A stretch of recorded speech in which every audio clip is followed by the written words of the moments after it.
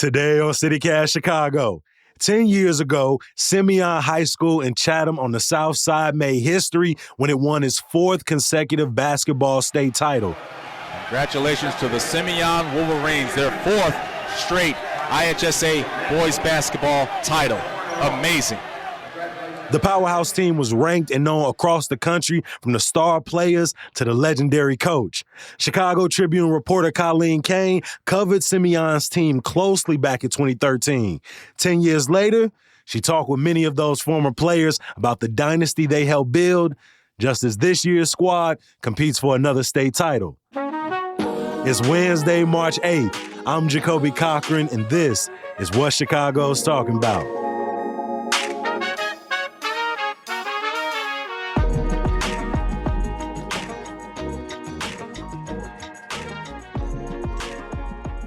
Colleen, welcome to CityCast Chicago. Hi, thanks for having me on. I'm excited for you to be here. If I'm correct, you started with the Tribune in 2007, right? That's right.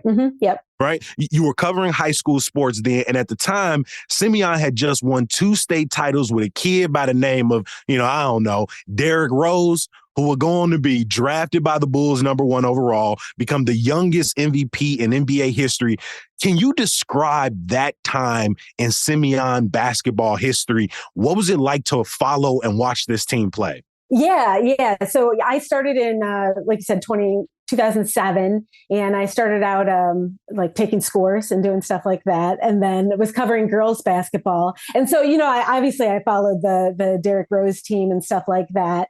And then a few years later comes the Jabari Parker team, right? And I was an assistant high school sports editor at the time in 2012, and my boss, the sports editor, Mike Kellums, and our high school sports editor, Paul Scribina, decided that they wanted to cover the Simeon team, which was going for its 4th straight state title. They wanted to cover it like a pro team. And so they decided that we would go to all of the games, all of the practices, travel with them out of state, which was, they had like 6 out-of-state trips or something like that. And just follow them, because they had Jabari Parker, but they also had like all these other future Division I players. Yeah, Kenneth Pollard, Kendrick Nunn. We're going to talk about the how stacked this roster was, but between this 2009 and 2013, where they're winning state championship after state championship after state championship, before you even start following them, what was it like for us to get to a 2-peat and a 3-peat in a city pretty familiar with 3-peats? We mentioned this in the story, like even before we got to the 2012-13 team, Jabari's stardom was just rising. They wrote a story about him in the New York Times. He got on the cover of Sports Illustrated it was the spring of 2012. So it was his junior year, and obviously he's like a pretty fascinating kid at the time. So you understood the interest, right? Like he was son of Sonny Parker. He was, really devout in his faith and open about that. And so I feel like the hype for the team and for Jabari in particular just kept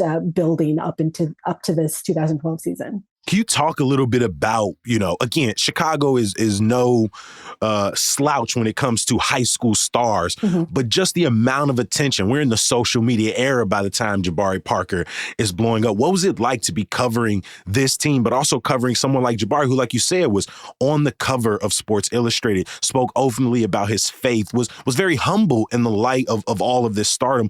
What was that like? It was really interesting getting to spend so much time and kind of watch how a kid, he was still a kid at that time, he was 18 years old or 17 or 18 years old, how he handled just kind of that attention and people following him around and him being shuttled to different events to speak or win awards or, things like that. Said he was very humble, very likable. He handled it so well. And I think a lot of that, his parents kind of prepared him for that. Like he understood what it meant to be the star who was going to attract all this attention and how he needed to act and how he needed to treat people and things like that. And so it was just really interesting to watch, I thought. This is a Mormon kid living on the south side of Chicago. Did that bring a special amount of interest to his story? Yeah, I think for sure. And I think, like the headline on the Sports Illustrated article was that I can't even remember what it was, but it had to do with his faith. Like he was as interested in his faith as he was in basketball, right? We even went with him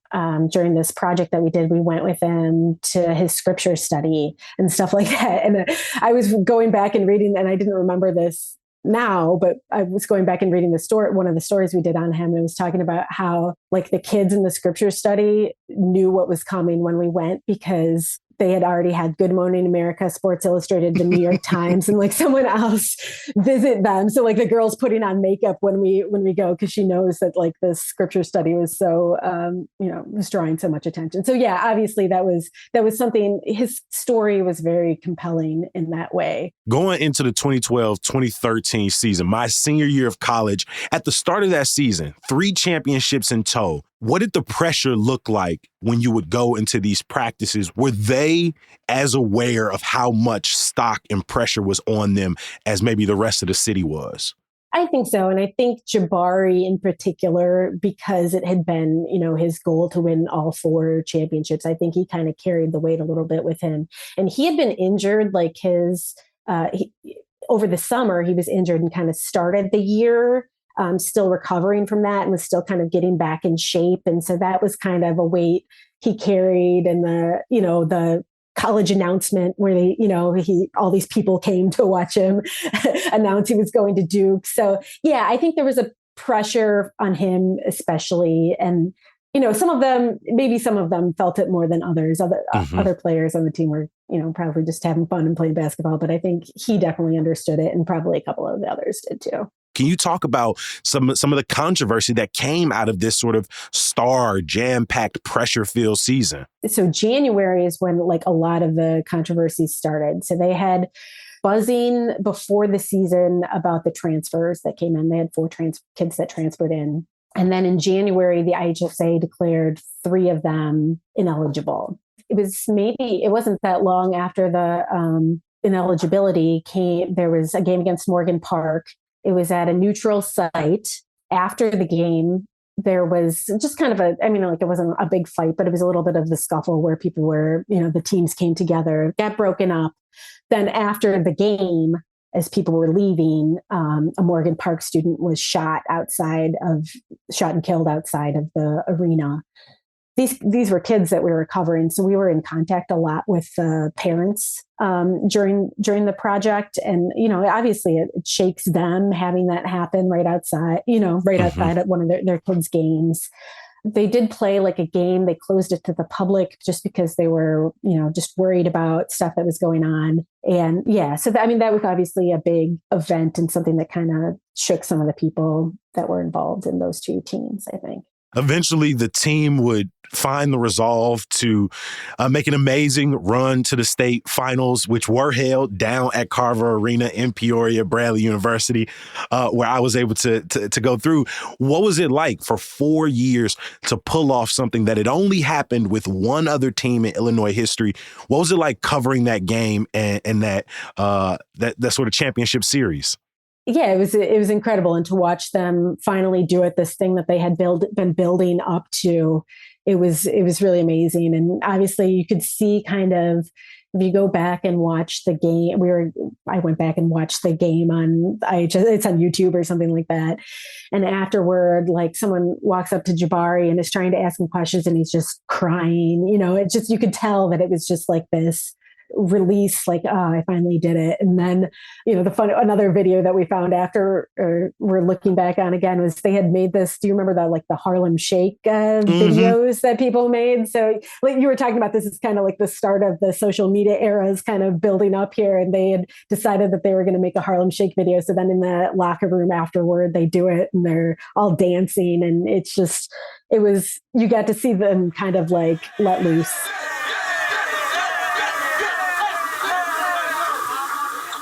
And I think one of the players said it to me too, like, we were so disciplined and so focused on this so long. It was like, finally we could just like be kids and let loose and enjoy it.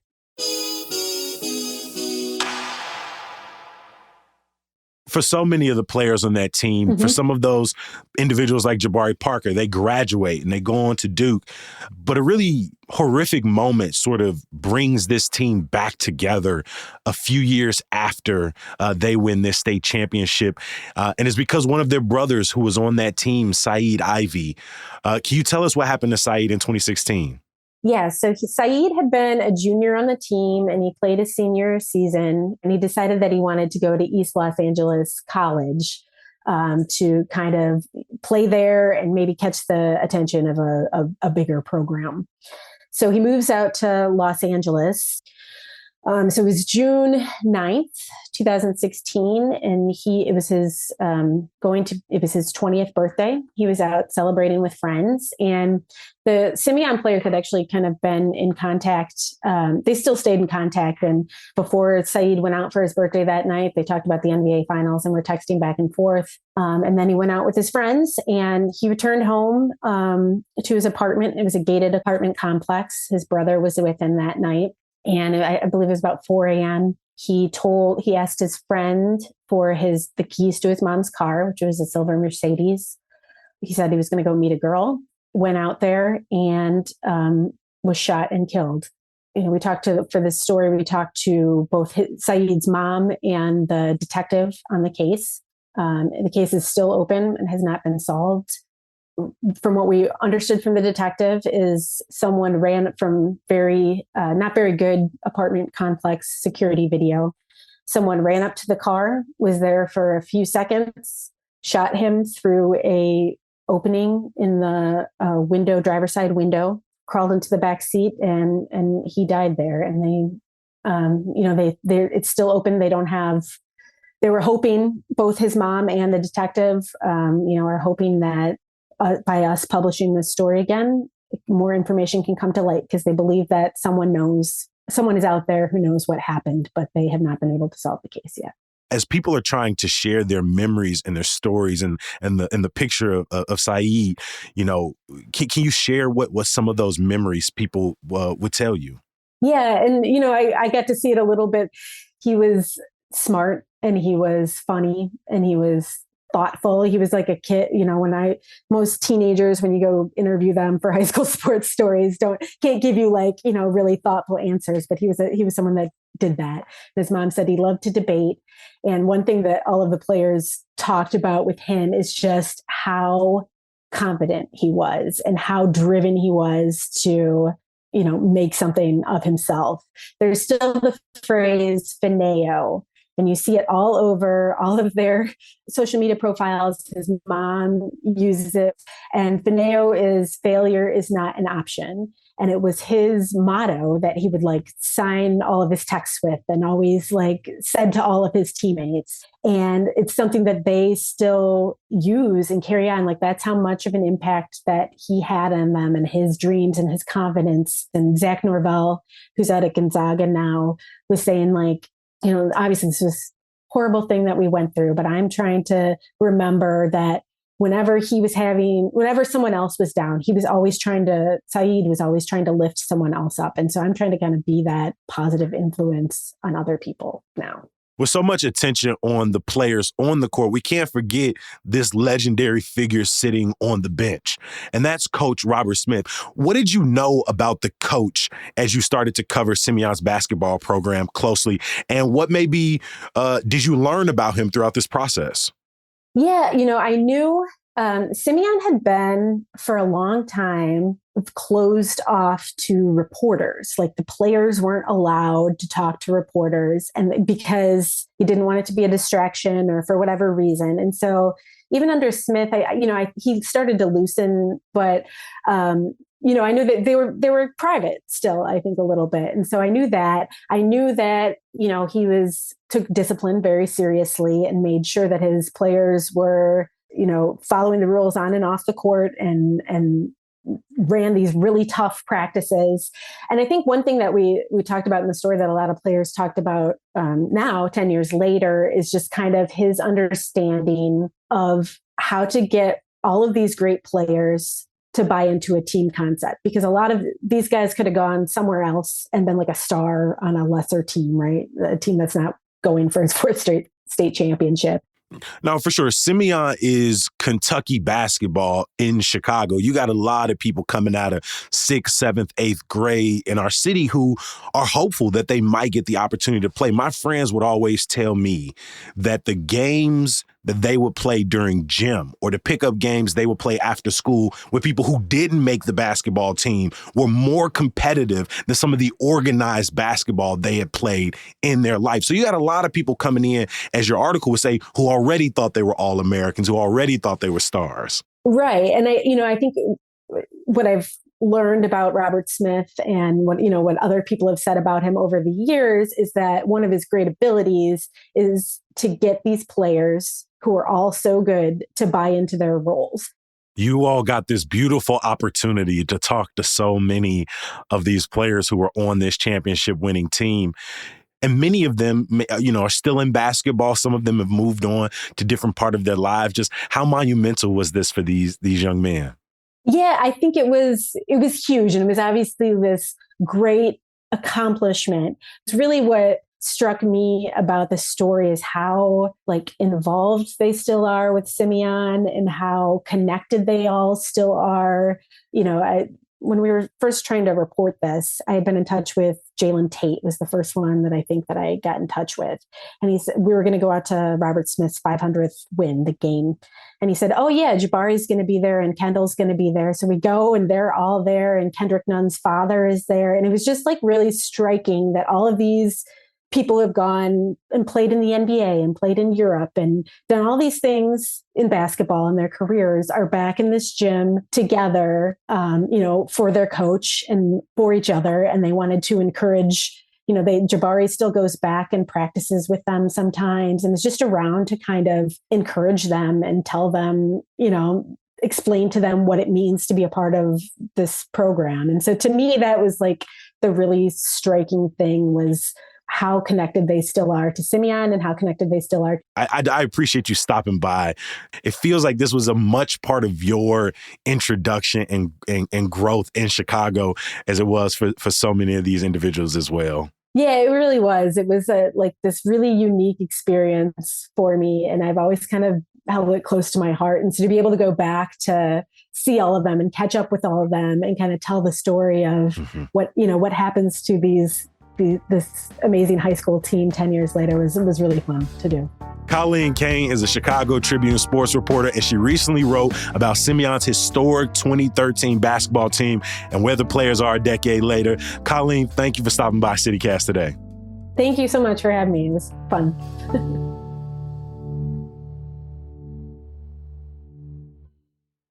Before I let you go, a little bit of news, y'all. Applications for mail-in ballots for the April 4th runoff are open now, and you can request those until the end of the month. Unless you're on the permanent vote-by-mail roster, you need to apply. Early voting begins on March 20th. Remember, let your people know we got one more election ahead of us. You can find out your ward information at the Chicago Board of Elections website. I'll drop a link for you in the show notes. Cook County Board President Tony Preckwinkle has endorsed Commissioner Brandon Johnson. United Center concession workers are prepared to strike again after failing to reach an agreement with management. Remember, they walked out on Sunday, and starting today, the United Center is hosting the Big Ten men's basketball tournament. And some good news to get you through. Eve Ewing is hosting a lecture tomorrow at the University of Chicago that's open to the public at 4 p.m. I'm excited because she's going to be sharing some excerpts from her next book project. As always, we appreciate you for listening. Join us here tomorrow bright and early. In the meantime, in between time, go on over and read our daily newsletter, Hey Chicago. If you don't know what I'm talking about, subscribe now at chicago.citycast.fm. Talk to you tomorrow. Peace.